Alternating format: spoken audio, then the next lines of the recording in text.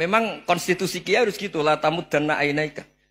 Kenal orang lebih tinggi itu kan resiko. Misalnya saya Kiai Deso, mungkin punya keri tua sudah seneng, punya kijang tua sudah seneng. Gara-gara kenal Pak Wahid naik Camry, waduh kok saya kalah itu. Kenal orang itu kan resiko. Mungkin dosen-dosen sini kalau kenal saya di Rembang juga resiko. Di sini gak ada cium tangan, melihat saya dosen, wah gak enak jadi dosen. Jadi memang harus dibatasin. Sekiranya mungkin orang terus, karena latamud dan apa? Ainaika ilham. Kamu jangan sering melihat orang lain yang mungkin secara lahir dapat nikmat yang lebih tinggi timbang Anda. Kalau kamu gak bisa ngelola hati Anda bisa hasut, Anda bisa dengki. Paling tidak Anda bisa ada syukur. Saya itu sering didolani pejabat. Juga sering melihat pejabat di TV-TV. Naik mobil aja ada yang naikkan. Bahkan kalau wudhu itu anduk aja ada yang bawa. Itu kalau yang nggak kuat, wih naik jadi pejabat. Ya makanya terus konstitusi Kiai itu mengatur, sudahlah. Mata kamu itu kamu batasin. Jangan melihat sesuatu yang potensi ya. Potensi menjadikan Anda tidak apa? Syukur. Jadi saya mohon, ini memang konstitusi saya sebagai Kiai. Jadi saya, tapi di hati saya tetap akrab. Saya doakan semua untuk UI, untuk semua orang Indonesia kita doakan. Kita ingin semuanya tambah baik, tambah baik. Ya, Assalamualaikum warahmatullahi wabarakatuh. Sehingga di beberapa riwayat dijelaskan ada orang yang 500 tahun ibadah, nggak pernah maksiat. Ditanya sama Allah, kamu masuk surga karena apa? Karena ibadah saya ya Allah. Ya sudah, surga kamu 500 tahun saja, karena ibadah kamu 500 tahun. Ini cerita umur-umur orang dulu. Ya Allah katanya surga engkau ini selamanya. Ya kalau yang selamanya itu rahmatku, kalau amal kamu terbatas ya surganya sesuai amal kamu ya terbatas. Ya sudah ya Allah, berarti masuk saya surga saya ini karena fadl engkau, karena anugerah engkau. Itu namanya apa? Diroyah. Diroyah itu satu kajian analisis di mana kita percaya riwayat, tapi kemudian punya logika, punya diroyah. Ini penting supaya tauhid kita ini kuat. Jadi dulu ada orang yang sangat cerdas, namanya Jubair bin Mut'im. Dia saking cerdasnya, juga kaya, juga tokoh, dikirim sebagai delegasi pembebasan Asra Badrin, tawanan Badar. Kemudian pas datang ke Masjid Nabawi, Nabi delalah pas baca Wattur wa kitabim mastur. Sampai pada titik Nabi baca Am khuliku min ghairi syai'in am humul khaliqun. Apakah penciptaan yang sedemikian canggih itu dimulai tanpa perwujudan, tanpa sesuatu yang real, yang maujud? Orang itu langsung bersimpuh, matur, ya Rasulullah saya Islam. Kada qalbi yadir, hampir hati saya, otak saya, pikiran saya itu terbang. Karena logika yang dibangun ateisme misalnya, kalau alam raya ini dimulai dari nihilisme, berarti logikanya apa? Al-adamu yakhluqu maujudan. Alam raya ini kan maujud. Maujud itu ada. Kalau yang lebih dulu itu ketiadaan, berarti ketiadaan menjadi sebab kewujudan. Kalau dalam bahasa Arab itu al-adamu yakhluqu maujudan. Sesuatu yang harusnya nggak jadi faktor karena ketiadaan, menjadi faktor sesuatu yang nyata. Itu kan nggak masuk akal. Ya, kalau alam raya ini ada al-adam sing yasbiku maujudan, berarti alam raya ini al-adamu yakhluqu maujudan, sesuatu yang tidak ada menciptakan yang ada. Dengan logika itu terus kita ngaji, diajari sama guru-guru kita, sifat dasar Allah itu maujud. Wallahu maujudun qadimun. Terus masuk. Yang harus distatuskan pertama dari Allah itu apa? Maujud, wujud. Karena dengan wujud ini layak menjadi penyebab adanya alam raya ini. Sehingga ketika kita menolak faham nihilisme atau ateisme, faham tanpa Tuhan, tanpa pencipta awal, kita punya diroyah. Bahwa tidak mungkin ketiadaan ini menjadi sebab perwujudan alam raya ini. Yaitu amkhuliku min ghairi syai'in. Masa alam raya ini diciptakan tanpa sebab yang nyata, yaitu wajibil wujud. Siapa itu? Allah Subhanahu. Begitu juga menyangkut sholawat. Orang boleh beda pendapat tentang redaksi sholawat. Ada masalah ala Muhammad, ala Sayyidina Muhammad, Nabi Muhammad. Monggo lah masalah redaksi saja. Tapi setelah dianalisis, Nabi itu Pak Rektor, jadi Nabi setelah Nabi Isa saking dihormatinya sampai dituhankan. Juga jadi Nabi yang ada cerita masih hangat, orang Yahudi itu bunuh Nabi. Jadi yang satu mendudukkan Nabi sedemikian tinggi sampai kayak Tuhan, yang satu menjatuhkan Nabi sedemikian rendah sampai dibunuh. Kayak apa susahnya jadi Nabi Muhammad SAW. Kemudian dengan gampang Hadaddin agama ini bikin syariat yang bernama sholawat. Redaksinya monggo lah sesuai tradisi masing-masing. Allahumma sholli ala Muhammad, Allahumma sholli ala Sayyidina Muhammad, ala Nabiyina Muhammad, monggo lah. Tapi yang jelas redaksi ini kalau didiroyah dikaji, Allahumma itu Tuhan, Tuhan itu pemberi. Wa Muhammadun wa in jalla qadruh abdun min ibadi. Muhammad apapun tinggi derajatnya tetap berstatus hamba. Sehingga agama ini terjaga oleh syihotus sholawat. Agama ini terjaga oleh redaksi sholawat. Yaitu Allah tetap pemberi sebagai Tuhan yang enggak tersaingi, la syarikalah. Rasulullah Muhammad wa in jalla qadruh. Apapun prestasinya, bisa mi'raj, bisa apa saja, tetap seorang hamba yang butuh muhtajun ila rahmatih. Jika redaksi Allahumma sholli ala Muhammad ini mengukuhkan yang Tuhan tetap Tuhan, hamba pilihan tetap hamba pilihan. Tentu dengan redaksi ini kemudian kita mendudukkan Nabi benar-benar posisi terhormat. Yaitu orang yang paling berhak dapat askat tahiyat, mendapat penghormatan Allah paling tinggi, yaitu Rasulullah Muhammad SAW. Dan itu diulang-ulang oleh Allah. Subhanalladzi asra bi abdi. Status hamba ini diulang. Lagi-lagi ini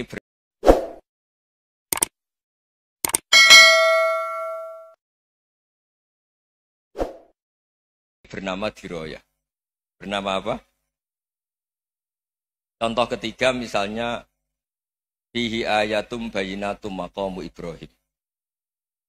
Dulu orang Yahudi itu ada diskusi masif. Syaratnya Nabi itu mbah-mbahnya harus Nabi, harus keturunan Nabi. Kemudian semua Nabi rata-rata di Palestina, di Syam. Lalu Muhammadnya asal-usulnya dari mana? Tahu-tahu orang Arab kok Nabi, padahal orang Arab itu dulu jahiliyah. Walhasil terus diceritakan, bukti Muhammad ini turunan Ibrahim adalah ada jejak kaki Nabi Ibrahim di dekat apa? Ka'bah. Fihi ayatum bayinatum maqamu Ibrahim. Kalau Nabi Ibrahim pernah di Mekah, artinya beliau pernah meninggalkan turunan yang di Mekah. Itu bernama Nabi Muhammadun sallallahu alaihi wasallam. Itu disebut fihi ayatum bayinatum maqamu Ibrahim. Nah, itu namanya diroyah. Diroyah itu satu perilaku keseharian kita beragama, kemudian tahu logikanya. Yang keempat misalnya, mangkana yu'minu billahi wal yaumil akhir fal yukrim apa? Jaro. Orang yang iman karena Allah dan Rasul, maka memuliakan tetangganya. Andaikan pakai hukum sosial, tentu kalau tetangga kita baik, kita baik. Kalau kurang baik, kok kurang penggawean kan gitu. Tapi dulu itu pernah ada seorang ulama itu dibully ya, dikerjain sama anak muda tetangganya. Pak Kiai datang ke rumah saya, orang ini datang. Kemudian setelah di rumahnya, saya tidak jadi butuh sama Pak Kiai, silahkan pulang. Itu Kiainya senyum menikmati. Dan itu terulang 3 kali. Dibully seperti itu, dikerjain terulang 3 kali. Lalu tetap Kiainya tuh asik, seneng sekali. Lama-lama muda ini tanya, kenapa engkau tidak tersinggung? Padahal saya kerjain sampai 3 kali. Tak undang, terus tak suruh pulang, tak undang, tak suruh pulang. Kata Kiai tadi, yang memerintahkan baik sama tetangga itu Allah. Jadi saya nikmati ketika bisa baik sama Anda. Tidak ada urusannya dengan perilaku Anda yang nolak saya. Nah itu terus kita tahu, memang motifnya kita baik sama tetangga karena iman sama Allah dan Rasul, bukan hukum kompensasi sosial. Jadi kalau mau diteruskan Pak Rektor, saya ngajar di sini ya karena perintah Allah itu orang alim harus ngajar, bukan karena perintah Rektor. Kalau diteruskan. Ya saya mohon juga gitu para dosen, para karyawan di sini kalau nggak khianat dengan UI itu karena takut sama Allah, jangan takut sama rektor. Kalau Anda baik juga karena Allah, jangan baik karena apa? Rektor. Bagaimanapun ya semua kita ini makhluk. Makhluk itu la yadurru wa la yanfa. Begitu juga melihat Indonesia. Melihat saya ini kan ikut di UI itu lama sekali ikut sama Profesor Zeni dari Profesor Zeni nulis tafsir. Mungkin Pak Hersoyo tahu banyak, dulu Pak Lutfi ya tahu banyak. Tapi saya memang nggak pernah terbuka karena ya memang nggak ingin sebenarnya. Kondisi ini kondisi darurat. Sehingga saya tahu cara berpikir Profesor Zaini, ya tahu komitmen beliau pada UI. Dan pendiri UI memang ya banyak yang dari tokoh NU, Muhammadiyah, dari tokoh-tokoh ormas yang lain. Memang didirikan banyak orang. Hingga UI memang nggak milik ormas apa tertentu. Dari satu sisi memang baik, nggak dikuasai ormas tertentu. Tapi nanti kalau keterusan ya nggak berbentuk. Ya sudahlah dikelola saja. Sambil-sambil jelas, sambil-sambil kadang nggak jelas. Yang penting ikhlas tadi. Karena kalau terlalu asobia itu jadi repot. Kita ini yang nekuni fikih itu tahu. Kalau tidak kuno itu madhabnya Hanafi. Kuno itu madhabnya Syafi'i. Tahu-tahu seakan-akan Imam Syafi'i itu NU, Imam Abu Hanifah itu Muhammadiyah. Padahal ini orang-orang yang sebelum NU dan apa? Muhammadiyah. Jadi kalau kita yang nekuni ilmu itu biasa saja dengan perbedaan. Tapi kalau orang-orang yang nggak siap dengan perbedaan itu sampai Allah disifati Ta'ala itu tidak terima. Padahal Ta'ala itu maknanya Maha Luhur, yang Maha Agung. Jadi ada seorang kiai kebetulan pidato pertama Pak Rektor. Assalamualaikum warahmatullahi ta'ala wabarakatuh. Ilmu balik kedua ini nggak terima karena itu dianggap bid'ah ada ta'ala. Hanya dia bilang Assalamualaikum warahmatullahi ta'ala wabarakatuh. Itu saking asobiahnya itu Allah ditambahi ta'ala itu tidak terima. Padahal ta'ala itu maknanya Maha Agung. Nah itu kan jadi repot kalau asobiah gitu. Kalau kita ngadepi perbedaan itu biasa saja. Karena kita mungkin bacanya banyak, lihat hal-hal seperti itu ya biasa saja. Karena dulu itu perbedaan itu urusan sudut pandang. Ya saya ulang lagi, perbedaan itu sudut. Allah yang Tuhan saja sering didebat sama nabi-nabinya. Karena urusan sudut pandang apa? Saya beri contoh ya. Suatu saat Khalilur Rahman Ibrahim itu saatnya meninggal sama Allah, Israel disuruh. Israel itu Ibrahim saatnya meninggal, ambil nyawanya. Setelah datang ke Ibrahim, ya Khalilur Rahman Ibrahim, saya disuruh nyabut nyawa Anda.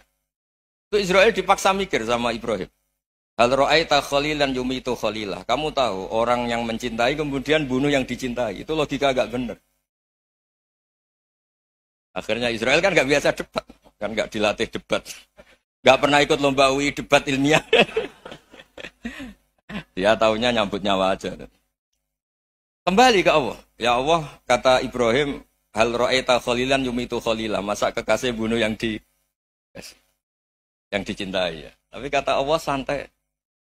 Bilang ke Ibrahim, hal ra'aita habiban yakrahu ayyalqa habibah. Masa katanya dia cinta saya, kemudian ketemu saya tidak berani. Israel mater lagi. Logikanya gini Ibrahim, masa yang dicintai sama yang ketemu yang dicintai nggak berani. Ya udah ketemu aja. Katanya yang meninggal itu. Artinya kamu bisa saja GR tidak mati-mati karena merasa dicintai. Atau ingin mati karena mencintai. Nah maksud saya, dalam hal-hal seperti ini orang UI pasti nggak jelas. Katanya cinta Allah suruh mati ya nggak mau. Nggak jelas kan?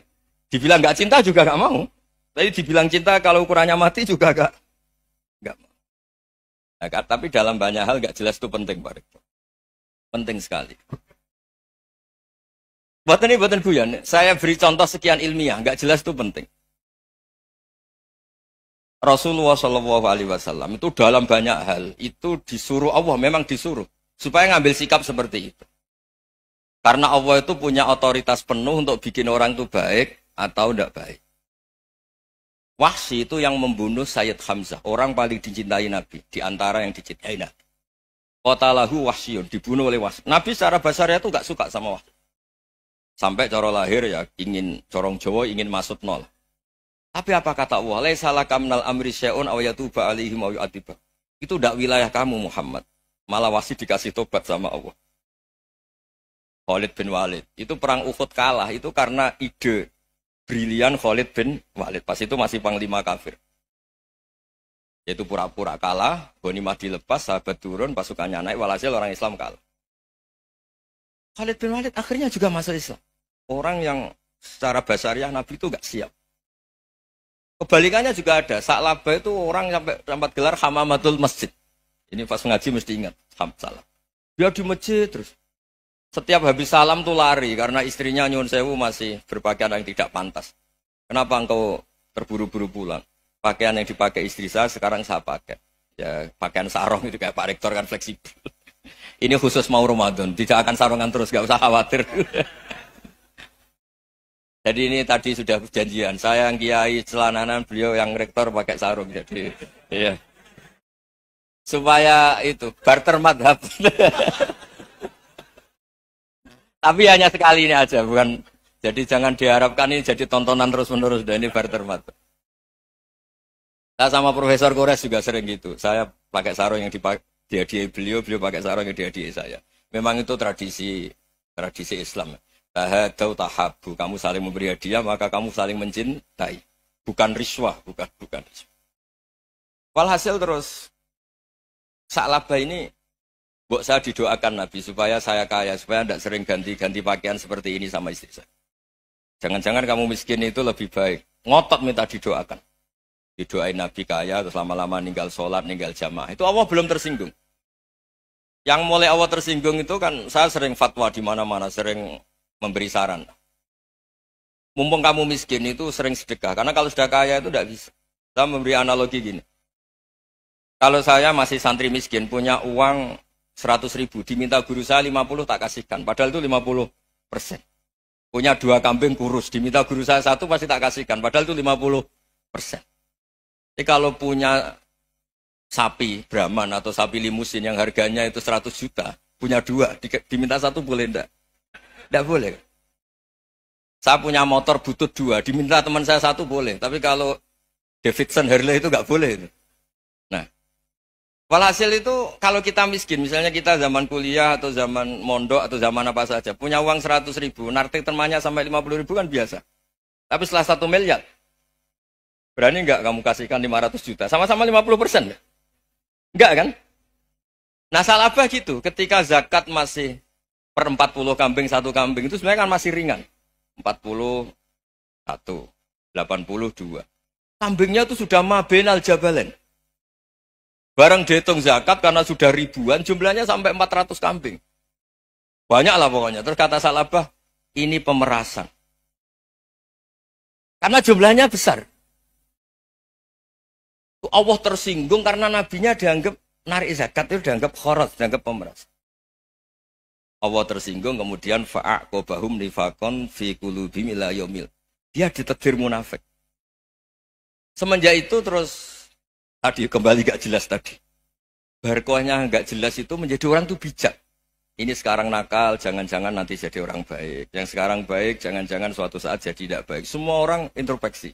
Gak ada jaminan kalau kita sekarang baik akan baik terus. Gak ada jaminan kalau kita sekarang buruk akan buruk terus. Sehingga terus banyak kiai-kiai bijak itu memang lahirnya gak tegas. Tapi gak tegas itu yang menjadikan bijak. Karena sama-sama mungkin. Itu yang disebut laisa laka minal amri syai'un aw yatuba alaihim wa yu'adzibum. Itu tidak wilayah kamu. Ketika Allah mengomentari orang munafik juga wa yu'adzibal munafiqina insya'a aw yatub. Bisa saja ada yang disiksa, bisa saja ada yang dikasih tobat. Karena pola yang kita analisis itu semuanya menurut kita.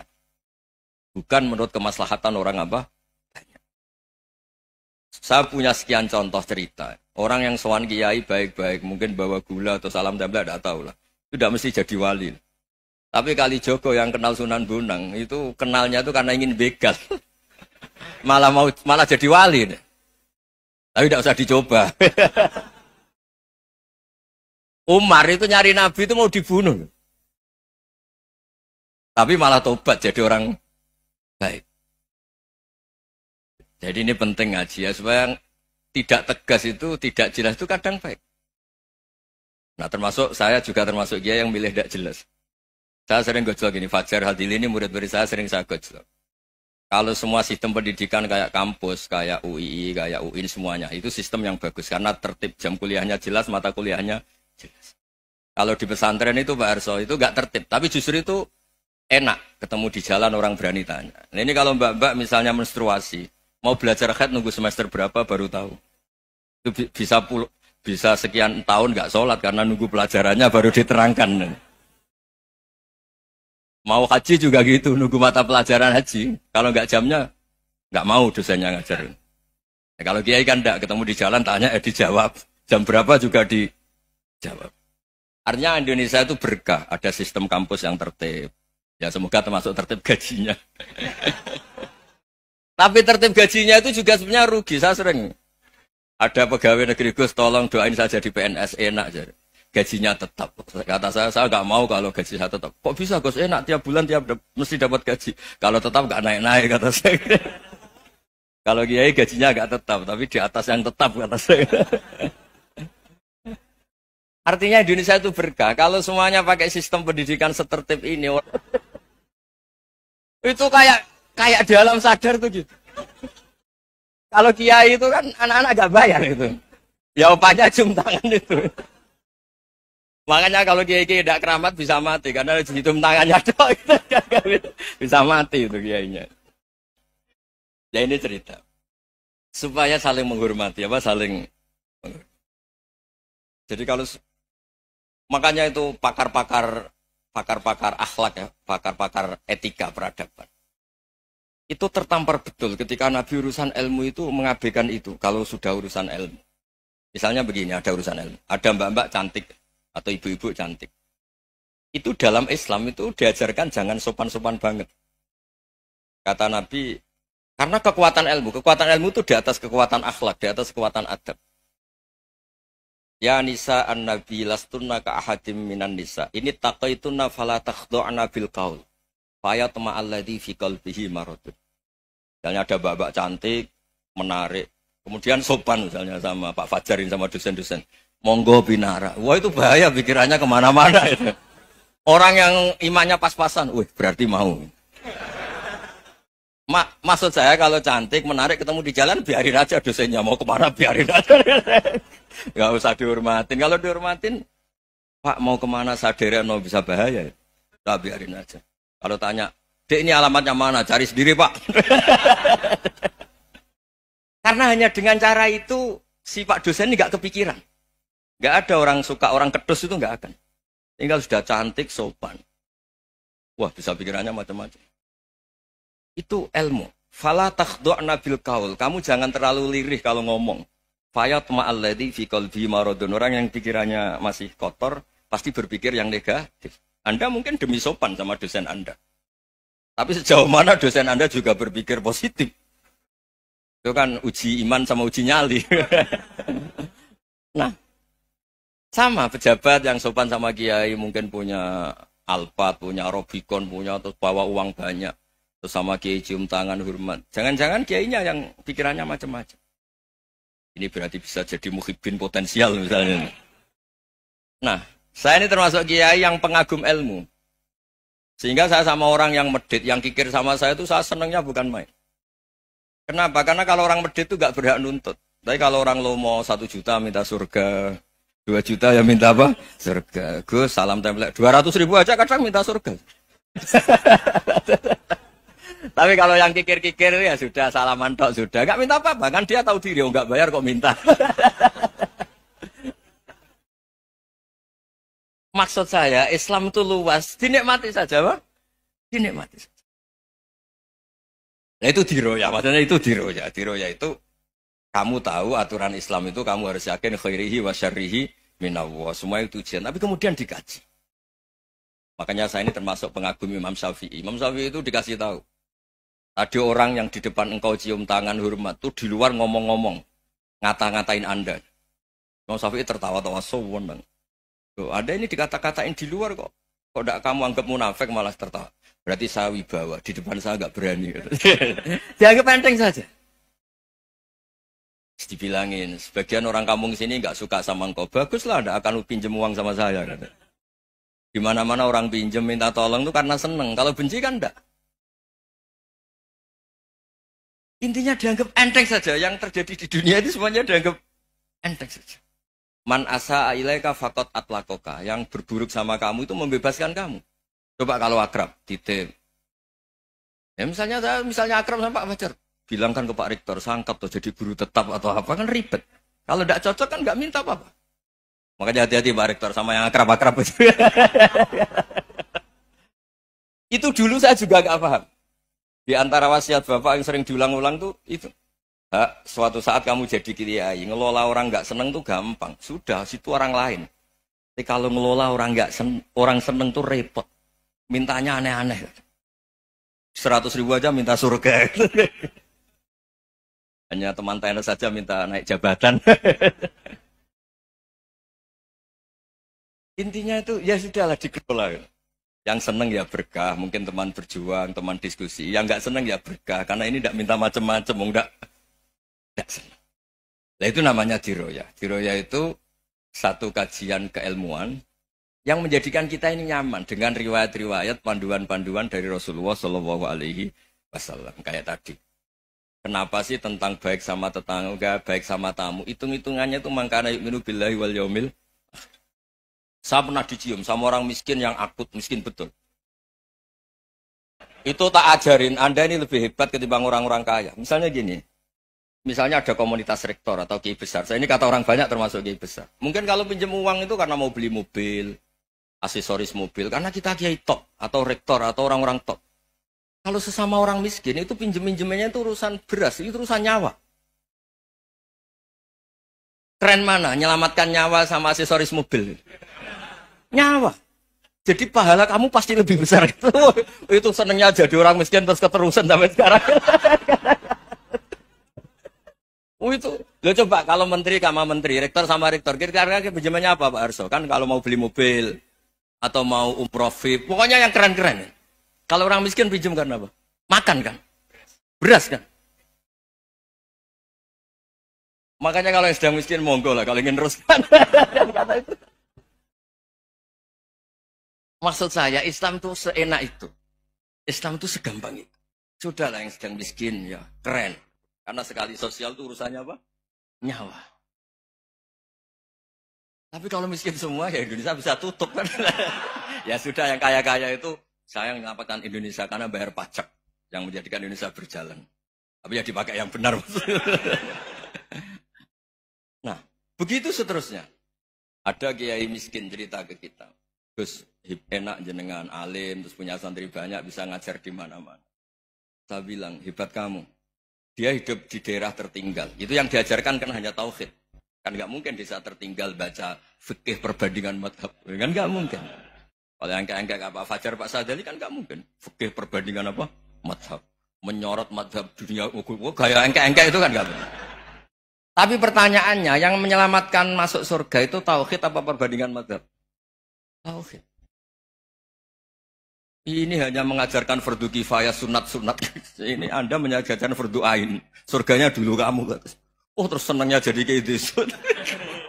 Karena yang diajarkan apa? Tauhid. Sementara kita yang gaya-gaya ini, ajarkan perbandingan apa? Madhab, studi banding, ke Al-Azhar, kemana-mana. Ini enggak, tauhid. Dari orang nyembah pohon jadi nyembah Allah Ta'ala. Keren enggak? Keren. Jadi terus kiki sama saya senangnya bukan karena tak bela. Tapi ada yang agak kurang ajar, tanya saya. Kalau itu hebat, kenapa Gus gak mau jadi kayak gitu? Waduh. Wah ya repot kalau pertanyaan. Terus tak jawab, kalau saya jadi kayak gitu, kamu ngangsu ilmu dari mana coba? Ya dari jenengan, ya kalau sama gobloknya ada bisa. Ya sudah, Gus aja yang jadi kayak besar. Maksud saya, ya sudahlah kita begini seperti yang saya ajarkan di sini, saya sarankan. Supaya orang itu tahu. Ini namanya diroyah. Apa? Makanya kata Imam Ghazali itu, kalau kamu ingin sopan gampang, melihat anak kecil, wa aqallu minni dzamban, dia dosanya lebih kecil. Karena masih kecil kan, tentu secara dosa enggak banyak. Kalau melihat orang yang tua, wa aktsaru minni ibadatan, dia tentu ibadahnya lebih banyak karena umurnya lebih banyak. Sehingga terus semua orang lain tuh di depan kita itu hebat. Ya semua orang lain sama misalnya Pak ini rektor, Pak Fathul Wahid rektor. Tanggung jawabnya lebih banyak, berarti pahalanya lebih banyak.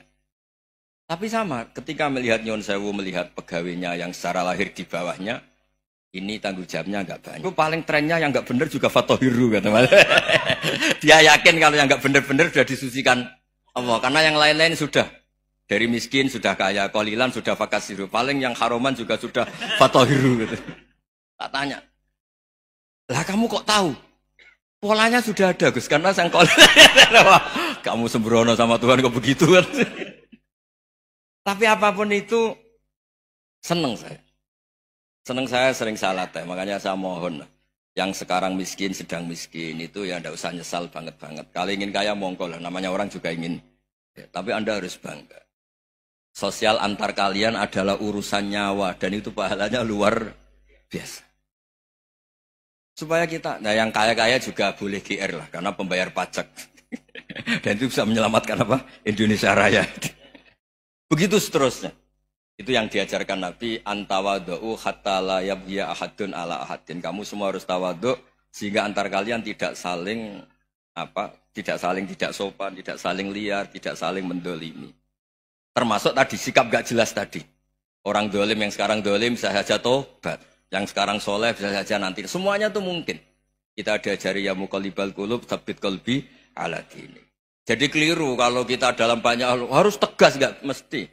Al halalu bayyinun wal haramu bayyinun. Tapi ada wa bainahuma umurun mustabihat. Ada yang wilayahnya itu abu-abu. Misalnya ada perempuan cantik misalnya, contoh paling gampang. Kalau kamu ajari secara serius, kamu bisa saja tergoda jadi fitnah. Tapi kalau orang soleh gak berani ngajarin, kemudian digunakan orang fasik, malah menjadi orang nakal, kita juga tanggung jawab. Kamu mau tegas gimana? Wilayahnya sama-sama mungkin. Wilayahnya sama-sama mungkin. Yang dekat pejabat mungkin terkontaminasi KKN. Tapi kalau pejabat gak dekati orang soleh, punya perilaku yang gak soleh, yang repot juga Indonesia kan? Nah hal-hal seperti itu kita tidak perlu ngambil sikap. Maksudnya nggak usah ngambil sikap, ya kita buktikan kalau milih satu madzhab, kita buktikan semuanya lebih baik, semuanya lebih bermanfaat, semuanya lebih berperadaban. Karena nggak bisa dihindari wa bainahuma. Termasuk nyuwun sewu, saya mohon maaf sama mulai Pak Harso, Pak Lutfi sampai Pak Fathul Wahid. Saya ini termasuk kiai yang nggak suka dekat sama orang-orang top. Bukan karena hasud. Memang konstitusi kiai harus gitu, la tamuddanna ainaika. Kenal orang lebih tinggi itu kan resiko. Misalnya saya kiai desa, mungkin punya keri tua sudah seneng, punya kijang tua sudah seneng. Gara-gara kenal Pak Wahid naik Camry, waduh kok saya kalah itu. Kenal orang itu kan resiko. Mungkin dosen-dosen sini kalau kenal saya di Rembang juga resiko. Di sini gak ada cium tangan, biasa dosen, wah gak enak jadi dosen. Jadi memang harus dibatasin.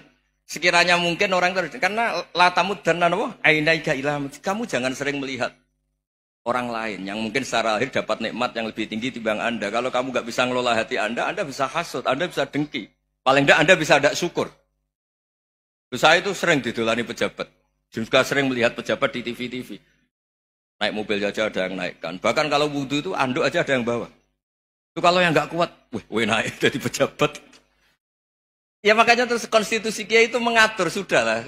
Mata kamu itu kamu batasin.